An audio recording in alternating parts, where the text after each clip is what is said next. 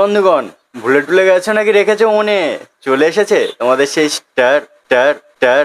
তাহলে চলো বেশি দেরি কিসে, শুরু করা যাক। Start.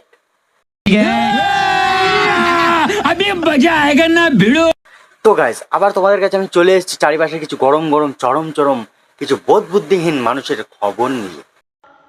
Thank you so much. তো বেশি বকবকার না করে দেরি, তাহলে চলো লাইক কমেন্ট আর সাবস্ক্রাইবারের মাধ্যম দিয়ে ভিডিওটা শুরু করি। সাবস্ক্রাইব করেছো? সাবস্ক্রাইবটা করো, সাবস্ক্রাইবটা টাকা পয়সা লাগে না, করো করো করো।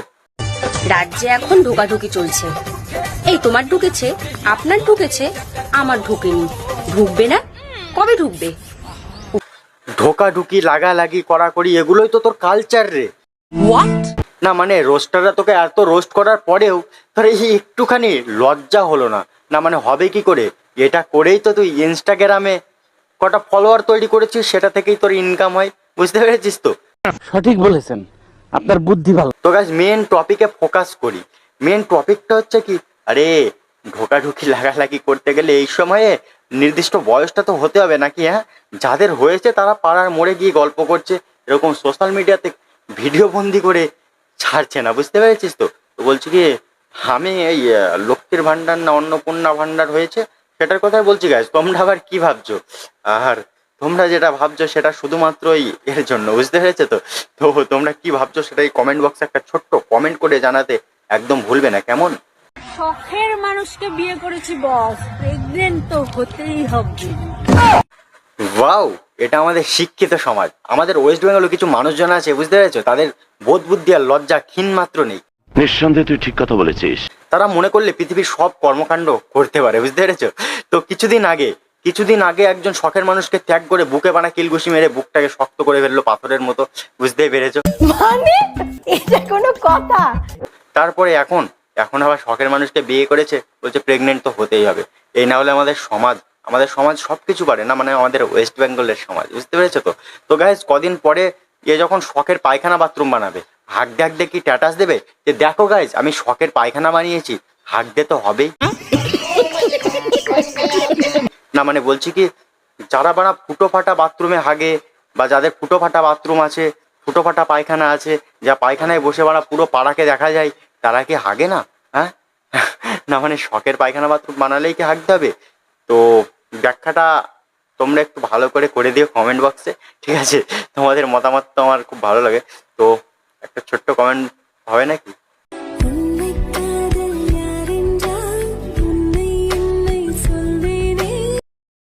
না মানে এ তো দেখছি ভাইরাল হওয়ার মানে একদম নতুন কৌশল, ট্যাটু। না মানে যে ট্যাটু আর্টিস্ট ট্যাটুটা বানিয়েছে তাকে বানা স্যালুট, আর যে আইডিয়াটা বার করেছে এই মামুনি, তাকেও একটা অন্যরকম স্যালুট। समझ रहे हो ना? বুঝতে পারছো? অন্যরকম স্যালুট বুঝতেই পারছো।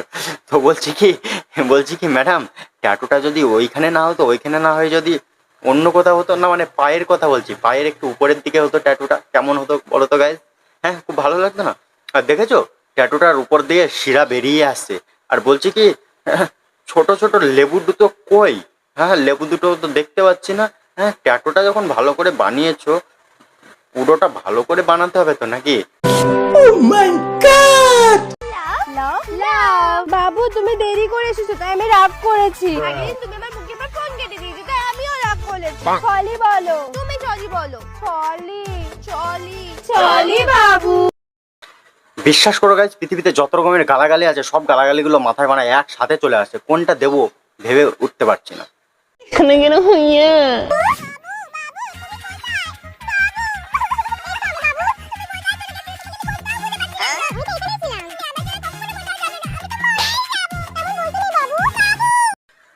তো গাইস, এক বাবু হাঁক দিয়ে বসেছে, আরেক বাবুকে খুঁজছে। না মানে বুঝতে পারলে না তো গাইস? আরে আমি তো আছি, তোমাদের বুঝিয়ে বলছি। বাড়িতে যদি পায়খানায় হাগে তাহলে তো আর প্রেম করা হবে না, তাই না? তাই এখন এক বাবু হাঁক দিয়ে বসছে, আরেক বাবু জল আনতে গেছে।